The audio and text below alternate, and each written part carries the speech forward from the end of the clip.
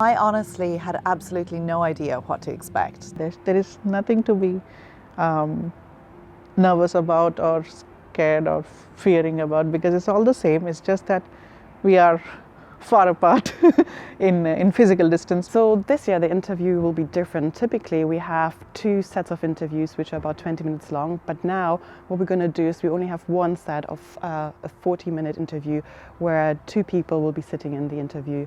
I was a bit anxious. I'd never been to Cambridge before, so it also meant that I didn't really have the opportunity to come here before I agreed to come and study, if I did indeed get in even. So I also sort of felt it was a strange rite of passage that I wasn't part of all of a sudden. But in reality, when it came to it and the prepping towards it was much the same, really. So I just really looked over the things in my personal statement that I knew I could speak about, the books that I had mentioned and things like that.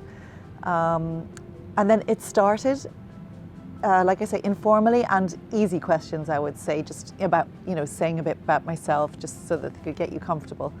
And then they slowly built on the things that I had written into the personal statement, but the small details, things I hadn't necessarily thought about. The point of the interview is not for them to be stressed out or to be in a testing environment. Actually, we want all of them to actually have a pleasant experience.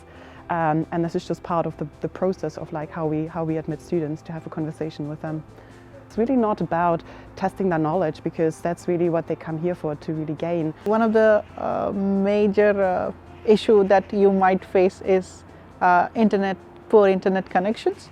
So for that, I would ask you to test with your friend or a buddy to see that everything is working, your voice, your video. If there are any technical difficulties or hiccups, like I would say to not get too stressed about that, because we can just pick it up at a later stage, or we can try to rearrange things. So this is really not the end of the world. And when you are with us and we can see and hear you, just be calm. We will ask you questions, and you will, based on what you know, and we'll be providing you new information so that we see how you grasp the new information and work the problem out. Sometimes students think, or prospective students think, if we ask a question, that we are looking for one particular and specific answer, and sort of like get really hung up on that idea that there's one right or one wrong answer. And I would really advise to not really have that mindset, because it's not about whether you kind of get that one word right or not right. We're just more interested in how you reason and how you approach a question. So there were 3 of us, and one I felt I could hear really clearly, and one not so clearly. And trying to be, a good new student getting ready for university, I had a new laptop and I wasn't really sure how to raise the volume. So I was kind of squinting to hear one all the time, and I just did a lot of smiling and nodding when I didn't really understand things. A few times I did over Zoom, sometimes when 2 people speak at the same time or somebody speaks, I thought, if I couldn't quite understand what was being said, I'd say, would you mind repeating that, please? But they were so nice and made me felt instantly really comfortable.